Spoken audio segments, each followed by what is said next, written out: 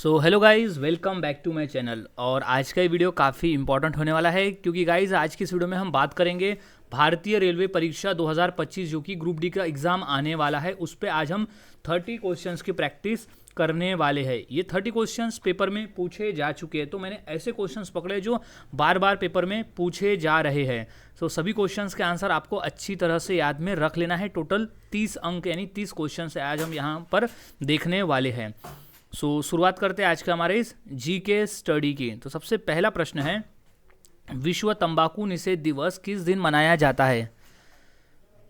इसका सही जवाब हो जाएगा ऑप्शन नंबर सी, 31 मई को हम हर साल विश्व तंबाकू निषेध दिवस मनाते हैं।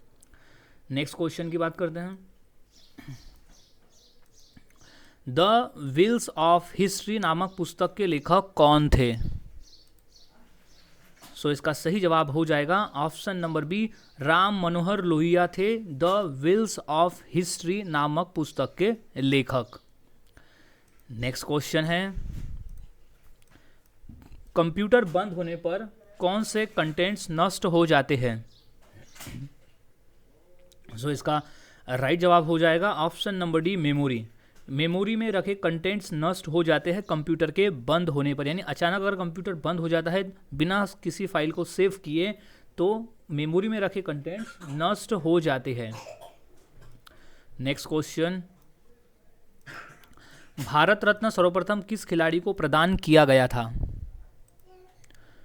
इसका सही जवाब हो जाएगा option number D, Sachin Tendulkar को प्रदान किया गया था भारत रत्न। और एकमात्र खिलाड़ी है जिन्हें भारत रत्न मिला है। और सचिन तेंदुलकर का संबंध है क्रिकेट के क्षेत्र से, यानी क्रिकेट के खेल से उनका संबंध है, क्रिकेट खेला करते थे। नेक्स्ट क्वेश्चन, स्वतंत्रता के बाद पहली बार भारत ने पुरुषों की हॉकी में किस ओलंपिक खेलों में स्वर्ण पदक जीता था? इसका सही जवाब हो जाएगा ऑप्शन नंबर ए, लंदन। स्वतंत्रता के बाद पहली बार भारत के पुरुष हॉकी टीम ने लंदन में आयोजित ओलंपिक खेलों में स्वर्ण पदक जीता था। नेक्स्ट क्वेश्चन, किस विटामिन को सनशाइन विटामिन भी कहते हैं? इसका राइट जवाब हो जाएगा option number D, vitamin D. Vitamin D को सनशाइन विटामिन भी कहा जाता है। नेक्स्ट क्वेश्चन, नाम बदलने से पहले माउंट एवरेस्ट को किस रूप में जाना जाता था? इसका सही जवाब हो जाएगा ऑप्शन नंबर बी, चोटी XV। क्वेश्चन मोस्ट इंपॉर्टेंट है और ये क्वेश्चन पेपर में रिपीट हो सकता है क्योंकि क्वेश्चन आ चुका है पेपर में।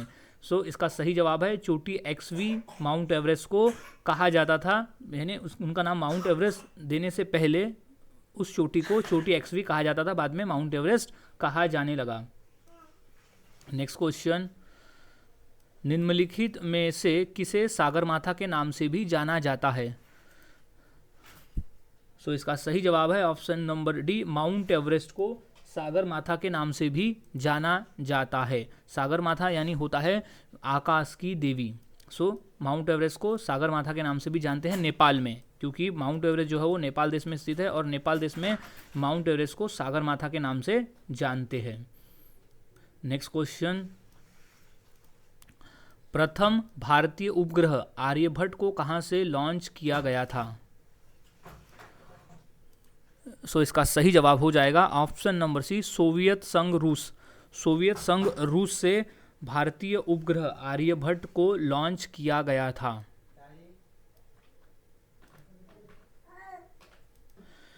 नेक्स्ट क्वेश्चन है, महानदी बेसिन का विस्तार किस राज्य में नहीं है? इसका सही जवाब हो जाएगा option number A, Karnataka. Mahanadi basin का विस्तार कर्नाटक राज्य में नहीं है। नेक्स्ट क्वेश्चन, किस भारतीय लेखक ने प्रसिद्ध पुस्तक मानसरोवर लिखी है? इसका सही जवाब है option number B, Munshi Premchand ने लिखी है मानसरोवर पुस्तक। इंपॉर्टेंट प्रश्न है, ये प्रश्न एसएससी के पेपर में भी रिपीटेड है। याद में रख लेना है, मानसरोवर जो पुस्तक थी वो मुंशी प्रेमचंद द्वारा लिखी गई प्रसिद्ध पुस्तक है। नेक्स्ट क्वेश्चन, एल्यूमिनियम किस खनिज से प्राप्त की जाती है?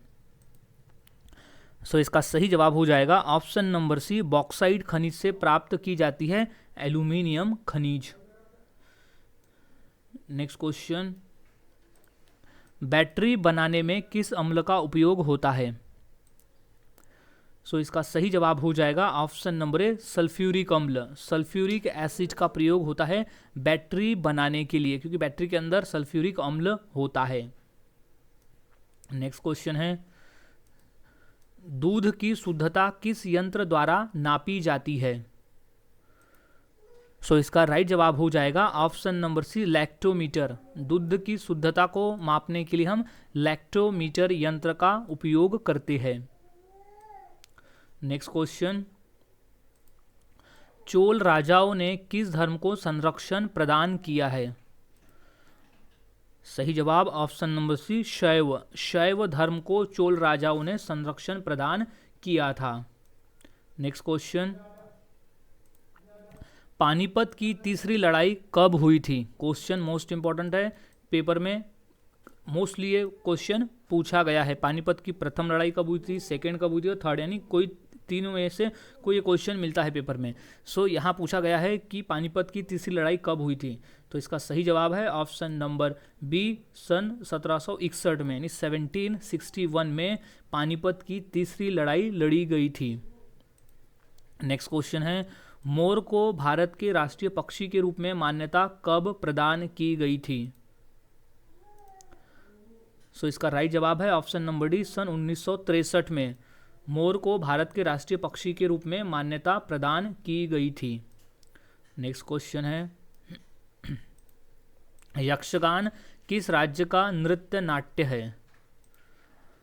सो इसका सही जवाब हो जाएगा ऑप्शन नंबर ए, कर्नाटक राज्य का नृत्य नाट्य है यक्षगान। क्वेश्चन इंपॉर्टेंट है और ये क्वेश्चन पेपर में पूछा जा चुका है। हाल ही में ये रेलवे के एग्जाम में ये क्वेश्चन आया था कि यक्षगान किस राज्य का नृत्य नाट्य है, तो वो है अपना कर्नाटक राज्य का। सो नेक्स्ट क्वेश्चन है, महात्मा बुद्ध को किस स्थान पर महापरिनिर्वाण प्राप्त हुआ था? सो इसका राइट जवाब है ऑप्शन नंबर डी, कुशीनगर में। महात्मा बुद्ध को कुशीनगर स्थान पर महापरिनिर्वाण प्राप्त हुआ था, यानी गौतम बुद्ध की मृत्यु हुई थी कुशीनगर में। नेक्स्ट क्वेश्चन, दादा भाई नौरोजी द्वारा संपादित समाचार पत्र कौन सा था? सो इसका राइट जवाब हो जाएगा ऑप्शन नंबर बी, राफ्त गुफ्तार। राफ्त गुफ्तार दादा भाई नौरोजी द्वारा संपादित समाचार पत्र था। नेक्स्ट क्वेश्चन, सौरमंडल का सबसे बड़ा उपग्रह कौन सा है? सो इसका सही जवाब है option number A, Ganymede. Ganymede है सौरमंडल का सबसे बड़ा उपग्रह, और गैनीमीड जो है वो जुपिटर यानी बृहस्पति का उपग्रह है, और गैनीमीड की जो साइज है वो बुध ग्रह से बड़ी है। नेक्स्ट क्वेश्चन, जैन ग्रंथ कल्पसूत्र किसकी रचना है?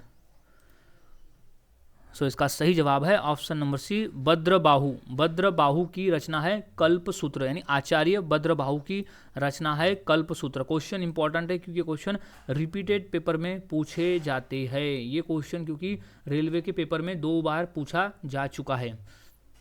सो नेक्स्ट क्वेश्चन की बात करते हैं, खुआंग किस राज्य का एक पारंपरिक संगीत वाद्य यंत्र है?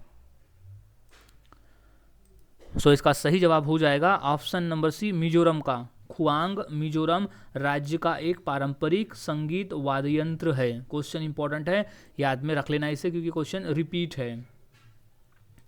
नेक्स्ट क्वेश्चन, राज्यों का निर्माण किस अनुच्छेद के अंतर्गत आता है? सो इसका सही जवाब है ऑप्शन नंबर सी, अनुच्छेद 3 के अंतर्गत आता है राज्य का निर्माण। नेक्स्ट क्वेश्चन, लोसांग एक उत्सव है जो कहाँ मनाया जाता है? सो वो है ऑप्शन नंबर ए, सिक्किम राज्य में मनाया जाता है लोसांग उत्सव। क्वेश्चन इंपॉर्टेंट है और ये क्वेश्चन रेलवे के पेपर में 2 बार आया हुआ है। सो याद में इसे रख लेना है कि लोसांग उत्सव सिक्किम में मनाया जाता है। नेक्स्ट क्वेश्चन है, भारत का राष्ट्रीय गान जन गण मन मूल रूप से किस भाषा में लिखा गया था? सो इसका सही जवाब है option number C, Bangla. Bharat का राष्ट्रगान जन गण मन मूल रूप से बांग्ला भाषा में लिखा गया था। नेक्स्ट क्वेश्चन है, भारत का सबसे ऊंचा रेलमार्ग पुल किस नदी पर बनाया गया है? सो इसका सही जवाब हो जाएगा ऑप्शन नंबर सी, चेनाब नदी पर। भारत का सबसे ऊंचा रेलमार्ग पुल चेनाब नदी पर बना हुआ है। ये क्वेश्चन पिछले पेपर में भी आया हुआ है। नेक्स्ट क्वेश्चन, एशिया महाद्वीप की सबसे लंबी नदी कौन सी है? सो इसका राइट जवाब हो जाएगा ऑप्शन नंबर ए, यांगसी नदी एशिया महाद्वीप की सबसे लंबी नदी है। यांगसी नदी जो कि चीन में स्थित है और ये चीन की भी सबसे लंबी नदी है। नेक्स्ट क्वेश्चन, अनुच्छेद 32 को भारत के संविधान का हृदय और आत्मा किसने कहा है? सो इसका सही जवाब है option number B, doctor BR Ambedkar ने कहा है अनुच्छेद 32 को भारत के संविधान का हृदय और उसकी आत्मा। नेक्स्ट क्वेश्चन है, धुसका किस राज्य का सबसे लोकप्रिय खाद्य पदार्थ है? सो इसका सही जवाब हो जाएगा ऑप्शन नंबर बी, झारखंड का। धुसका झारखंड राज्य का सबसे लोकप्रिय खाद्य पदार्थ है। सो गाइज, आज की इस वीडियो में हमने 30 क्वेश्चंस की प्रैक्टिस की जो काफ़ी इंपॉर्टेंट है पेपर के पॉइंट ऑफ व्यू। ये आने वाले ग्रुप डी एग्जाम के लिए इंपॉर्टेंट क्वेश्चंस है, इनमें से कोई ना कोई क्वेश्चन पेपर में मिलेगा ही क्योंकि ये रिपीटेड प्रश्न है। सो मिलता हूँ ऐसे ही और नए जीके क्वेश्चंस के साथ अगले वीडियो में। तब तक के लिए चैनल के साथ बने रहे, वीडियोस को देखते रहो और इसी तरह से आने वाले एग्जाम की तैयारी करते रहे।